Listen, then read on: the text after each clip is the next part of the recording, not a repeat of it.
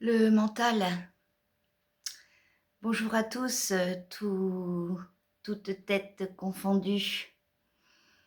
Le mental aujourd'hui. Donc qu'est-ce que c'est que ce mot de vocabulaire déjà? Donc le mental me mental. Donc le mental, moi c'est ce que j'appelle le petit vélo. Donc le mental c'est quand même ce qui tourne et qui s'en retourne et qui tourne encore et encore et encore. C'est ce qu'on appelle réfléchir, c'est ce qu'on appelle la matière grise, c'est ce que j'appelle la zone grise, du cerveau. Le mental, alors aujourd'hui on dit: «Il faut faire taire le mental». Bah oui, mais qu'est-ce que ça veut dire que ça? Enfin, qu'est-ce que c'est que cette nouvelle idée? Donc en gros, c'est pas faire taire le mental, hein, c'est laisser plutôt l'esprit agir. Voilà. Parce que dans ta tête, dans tes neurones, de la tête. Parce que bon, on a quand même des neurones dans le ventre, on a des neurones dans le cœur, en tout cas pour les êtres humains, enfin ceux qui se veulent bien en vie et veulent être, pour tous ceux qui veulent être. En fait, le mental, c'est vrai que il est toujours en train de t'amener du négatif, il est toujours en train de t'emmener du noir, il est toujours en train de t'amener, de la peur, quoi. Le mental, c'est un peu, ta douleur, quoi. Tu portes en fait, tu t'en rends pas compte parce que tu te dis, «C'est ma façon de réfléchir et elle est bien et réfléchir, c'est bien». Donc tu vas pas spécialement t'en rendre compte, mais en fait, ton mental, il est tout le temps en train de se battre pour t'amener, le moins bon, en fait. C'est-à-dire que les bonnes, sensations que tu vas, réceptionner, de ton cœur, les bonnes émotions que tu vas, réceptionner, de ton ventre, que tu vas être capable d'analyser et d'accepter, dans ta vie, bah, en fait, le mental intervient, le mental, pointe le bout de son nez et hop, lui, il va te dire: «Non». Lui, il va te dire: «Non, ne te fie pas à ça». Il va te raconter plein d'histoires, des histoires que tu connais déjà, puisque ton mental, ce qu'il adore, c'est de te raconter des histoires que tu connais déjà, celles qui sont derrière là, celles que normalement tu as laissées derrière toi. Et lui, il va les rechercher et il va les retransformer à son avantage pour pouvoir se faire accepter. Et à chaque fois que tu vas vouloir contrôler ton mental, à dire: «Bon, allez, arrête, ça c'est non, ça j'ai décidé que je me laisserai pas aller là-dedans». À chaque fois que tu vas chercher à arrêter ton mental, tu vas voir que c'est difficile, hein. C'est vraiment difficile. Mais à un moment, il va s'arrêter effectivement. Il va s'arrêter, il va te laisser tranquille, quelques heures, quelques jours, peu importe. Et après, il va revenir encore plus fort. Il va revenir en force. Et c'est là où tu dois vraiment repérer: «Ah tiens, il se bat quand même. Ah, il se bat le vieux, il se bat. Il se bat, il veut garder sa place, il veut rester». Parce qu'en fait, la différence, parce que c'est mental vs esprit, en fait, ici, dans le cerveau, de la tête, d'accord? Et mental vs esprit, c'est-à-dire que l'esprit, lui, c'est tout ce qui est, des ordres de la guidance, tout ce qui est instinctif, tout ce qui est de ton cœur, tout ce qui est de ton ventre, de tes intestins, d'accord? Et tout ce qui vient de là, en fait, n'a pas vraiment de mots de vocabulaire et n'a pas vraiment de mots d'ailleurs, MAUX, en fait, n'a pas de douleur parce que c'est des choses qui sont de l'ordre de l'invisible. Et tout ce qui est, de l'ordre de l'invisible, bah, on n'est pas dans des douleurs profondes. Que le mental, lui, il a quand même installé ses connaissances sur la réalité des souffrances, de tes souffrances présentes, de tes souffrances passées, de toutes sortes de souffrances. des souffrances de ton entourage, de toutes sortes de souffrances. Donc la souffrance fait que c'est réel. Parce que la souffrance, on la ressent de toute façon dans le corps et qu'on la ressent tellement plus fort que la souffrance, on va la trouver beaucoup plus réelle que la joie. C'est bête à dire, mais c'est comme ça. De la joie douce ou le bonheur, c'est ce qui est simple, hein, c'est ce qui est vraiment très fluide, très doux. C'est ça le bonheur, sinon c'est autre chose hein, avec l'intensité. Mais quand c'est doux, on s'en rend à peine compte en fait. Et on a du mal à l'accepter parce qu'on s'en rend à peine compte. Voilà. Donc, ce mental, il est toujours en train de se battre pour te tirer vers le bas, en fait. À chaque fois que tu cherches à prendre des décisions de conscience, à prendre des décisions sur tes purs instincts, sur tes purs ressentis ou même sur tes connexions, eh ben, tu vois ton mental apparaître parce que lui, il cherche tout le temps à te ramener en arrière. Il cherche tout le temps à te récupérer. Donc quand les gens, sur internet vont dire: «Arrêtez, stoppez le mental», c'est ces choses-là qu'ils veulent expliquer. Mais c'est très difficile à expliquer de comment arrêter le mental, en fait. Des solutions, il y en a 1000 pour 1000 personnes. Donc il faut faire passer, le message. De toute façon, faut dire non, déjà simplement, tout comme on passe le balai. Si tu fais des connexions avec ton imagination, ton imaginaire, tu imagines que le mental est un pot et puis la main passe et tu casses le pot. Le pot se brise, le pot se réduit en miettes au sol et toi, tu passes le balai. J'ai cassé le pot, je décide de passer le balai. Tu passes le balai et tu visualises le sol nickel. Tu visualises cette étagère où maintenant il y a de la place parce que tu as cassé le pot, parce que tu as brisé le pot. Voilà. Tu peux, voilà, faire des connexions dans ce genre. En fait, toutes les connexions, peu importe quelle imagination tu vas avoir, toutes les connexions de choses où tu vas imaginer briser, casser, mettre en miettes et la miette, le balai, l'aspirateur, tout ce que tu veux et ensuite la visualisation de la place nette. Donc ça aide beaucoup. Ça aide. Mais après, tu dois bien être à l'observation, tu dois bien avoir ton esprit affûté, tu prépares ton esprit. Attention, le mental, il va revenir. Là, je me sens bien, parce que tu te poses toi la question, tu fermes les yeux, comment je me ressens dans mon corps en fait? Comment va mon corps? Ah oui, c'est vrai, ça va mieux. Donc, quand ton corps va mieux, quand tu as fait partir le mental, eh ben, à ce moment-là, tu affûtes ton esprit. Attention, le mental va revenir. Qu'est-ce qu'il va bien pouvoir faire ou qu'est-ce qu'il va bien pouvoir me dire en toute discrétion pour qu'il revienne, pour revenir, pour prendre sa place numéro un, sa place perturbateur, sa place pour détruire ce qui est beau. D'accord? C'est un peu comme l'ombre et la lumière, si vous voulez. Si toujours il y avait la lumière du midi, l'ombre n'existerait pas. Le soleil toujours en haut fait qu'il n'y a pas d'ombre. D'accord? Donc heureux. Alors le soleil, bouge, c'est comme si l'ombre faisait en sorte que, non, on met le soleil à midi et puis non, pas l'ombre, enfin, c'est comme si l'ombre, faisait en sorte de se dépêcher pour que le soleil puisse vite passer à 14 heures et à 15 heures et pour qu'elle puisse reprendre du mouvement, pour qu'elle puisse exister. Voilà, on se dépêche. Voilà.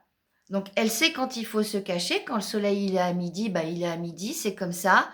Hop, elle va se cacher sous une table, elle se cache sous un canapé, sous un tapis, sous une étagère. Enfin, elle se cache toujours en dessous du coup, hein, voilà.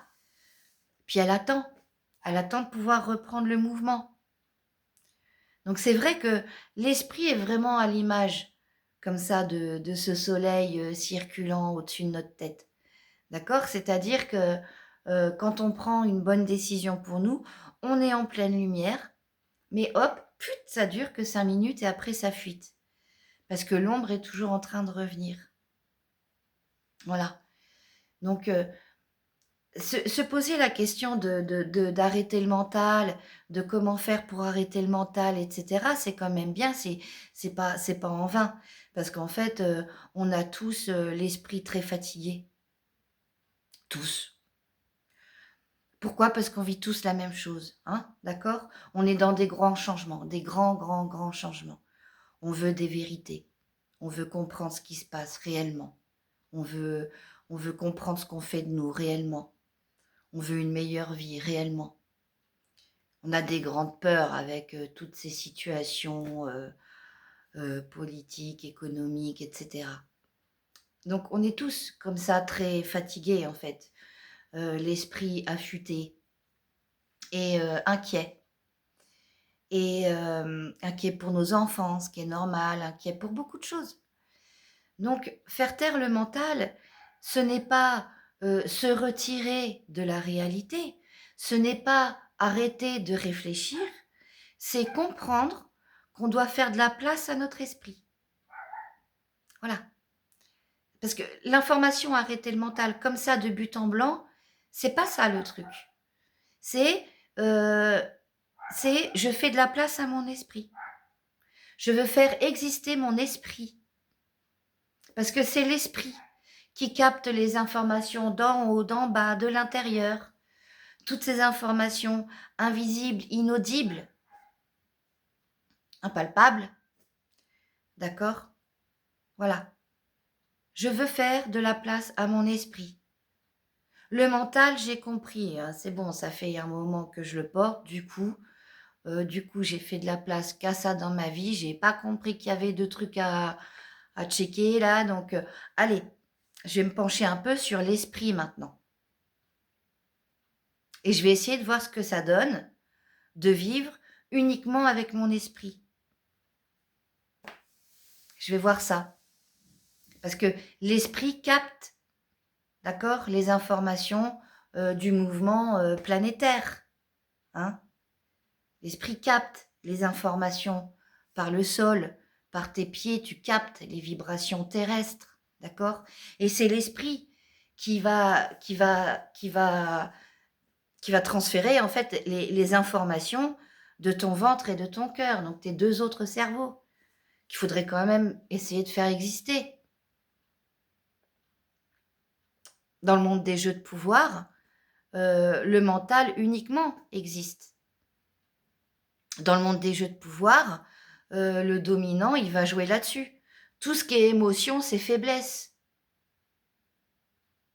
Il va jouer là-dessus. Toutes les émotions. Un dominateur, un dominant, dominateur, enfin tout ça, les PN, les machins, les choses là, tout ça, c'est des gens, tu remarqueras, qui ont pas vraiment de grosses émotions, en fait. Ils sont toujours sous contrôle, tout le temps. Ils vont jamais avoir la petite larmette à l'œil, ils vont jamais avoir, heu voilà, la voix qui tremble. Ils vont jamais, même s'ils rient, si tu veux, ils vont jamais rire très fort. Ils présentent jamais, d'émotion. Pourquoi? Parce que seul le mental existe chez eux, le mental. Donc seul le cerveau est mental. Eux, c'est des gens, ils vont pas spécialement avoir de neurones dans le cœur et de neurones dans le ventre et ça se repère très vite. Ça se repère très vite si tu les observes, ces gens-là, en fait. Parce qu'ils captent très mal leurs informations, en fait. Donc, spirituel ou pas, ils vont tout traduire par de la maladie. J'ai mal au ventre, c'est de la maladie. J'ai mal au cœur, c'est de la maladie.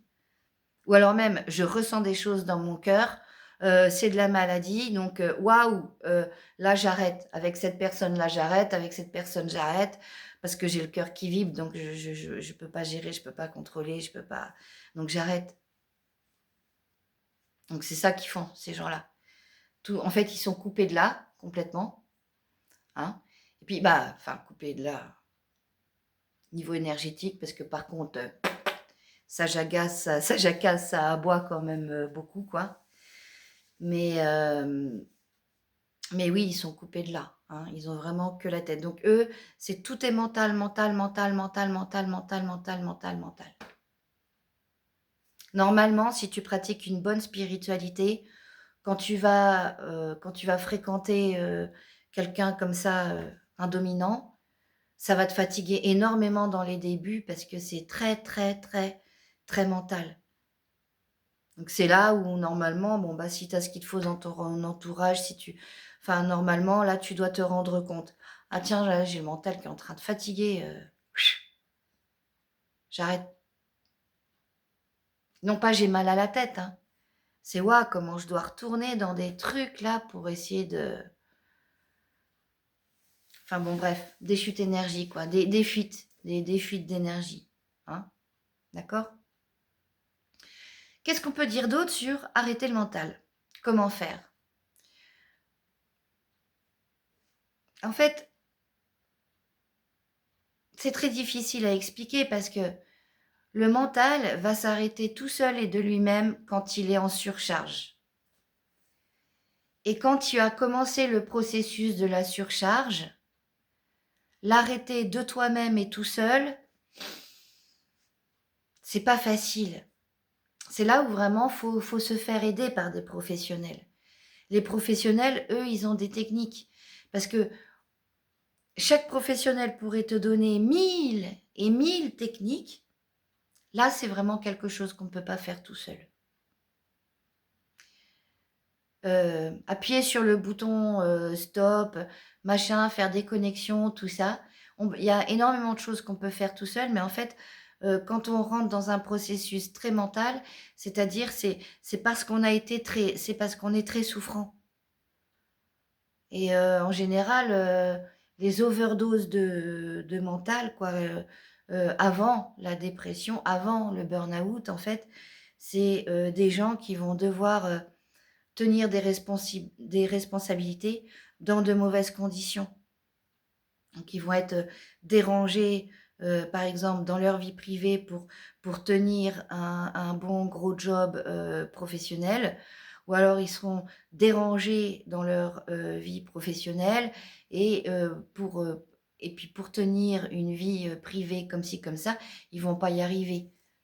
En général, c'est ça. C'est quand il y a un surplus, quand on tombe dans le processus, enfin, quand on met les pieds dans le dépassement du mental, dans l'overdose du mental, eh bien, c'est ça qui se passe, hein. C'est que, bon, de toute façon, on est en situation où on doit gérer bien trop de choses et dans la souffrance. Il y a quelque chose de souffrant. Il y a quelque chose de souffrant. Si on est à devoir, gérer, beaucoup de choses, en fait, c'est, notre situation, c'est, notre vie, c'est, voilà, on a des capacités, on a notre place à nos capacités. Il y a pas de problème. Mais c'est la souffrance, intérieure, en fait, des grosses souffrances qui font que on va trouver, tout ça trop dur à porter tout d'un coup. En général, quand on mentalise beaucoup, c'est qu'on est dans des jeux de pouvoir. Les jeux de pouvoir font mentaliser. Parce qu'il y a toujours un moment où tu vas commencer à te poser des questions. Non, mais là, qu'est-ce qui m'arrive là? Mais là, attends, mais ça c'est pas, c'est trop pas normal. Il se passe un truc là. Et puis même rien que la question, pourquoi je ne comprends pas? Ah, bizarrement, là, il y a des trucs que je ne comprends pas. Pourtant, je me pose la question, je vais même sur Google, je sais pas, je ne comprends pas. Donc, qu'est-ce qui se passe, quoi? Là, il y a un problème. Faut regarder ça. Donc faire taire le mental, non, c'est pas si simple. Mais il le fera de lui-même, hein. De toute façon, si tu le surcharges trop, tout va exploser, hein. De toute façon, quand tu es dans une vie sans solution, c'est que c'est une vie qui a 2 doigts d'exploser. Donc ou la vie, elle explose par toi-même et tes choix, ou la vie, elle explose, sans que tu fasses de choix, ou la vie, elle explose consciemment, ou la vie, elle explose inconsciemment. Mais en général, quand il y a trop de mental, c'est pas bon et c'est que c'est appelé à tomber. Parce que le mental fait perdre. Le mental te ment et le mental fait perdre. Donc le mental, en gros, il est là dans ta vie pour te faire perdre. Donc tu ne peux que perdre avec le mental. Donc si tu maintiens ton mental, actif là, bah, tu vas tout perdre au bout d'un moment. C'est impeccable, ça fonctionne, il y a pas de problème avec ça. Et en fait, tu es appelé à te vider. Bah, évidemment, hein, le coup de la théière russe, quoi. Une fois que tu es bien monté en pression, c'est bon, c'est la dépression. Wouh! Tranquille, tu peux te reposer là, ça y est. Puis là, tu es parti pour te reposer après là. Voilà. Sinon, quand même, quand on va bien dans la vie, on sait faire assez facilement ça. Voilà, faire taire le mental. On se rend compte que là, ça, c'est des informations qui viennent de mon petit vélo qui tourne. Je vais arrêter de faire tourner le petit vélo, quoi. La méditation aide énormément à ça. La méditation, elle aide quand même à ranger les choses à leur place. Hein, parce que le mental, on n'est pas des chirurgiens non plus. On va arrêter d'enlever, enlever des trucs qui font de nous des êtres humains. C'est pas les enlever qu'il faut qu'on fasse, c'est les remettre à leur place, c'est tout. Donc le mental, sa bonne place, elle est bien là dans la tête, oui. Et effectivement, il sert à traiter les informations venant de l'extérieur, oui. Mais comme l'esprit a beaucoup de place, l'esprit n'est plus en VS contre le mental, ça s'accorde plus ou moins. L'esprit arrive, il dit, il y a quoi comme information? Ok, je fais rentrer l'information à l'intérieur de ce corps. Ou alors non, je ne fais pas rentrer l'information à l'intérieur de ce corps. Et basta. Donc il y a où ils se battent, l'esprit et le mental, où ils fonctionnent ensemble. C'est l'esprit qui va accepter, et ça c'est la conscience, accepter que l'information extérieure rentre dans le corps. Le mental prend l'information, le refile à l'esprit. Qu'est-ce qu'on en fait? Et l'esprit décide, lui, si ça rentre ou si ça vire. Hein. Voilà. Hein. Et ça, c'est la bonne place. De toute façon, on peut pas, c'est pas fait comme ça. Capter les informations de l'extérieur avec l'esprit, ouais, non. Le temps présent fait que il passe vite. L'instant, l'instantané, ce que tu fais de l'ordre du réflexe, c'est le mental. Alors on apprend à respirer, à temporiser tout ça, bien sûr.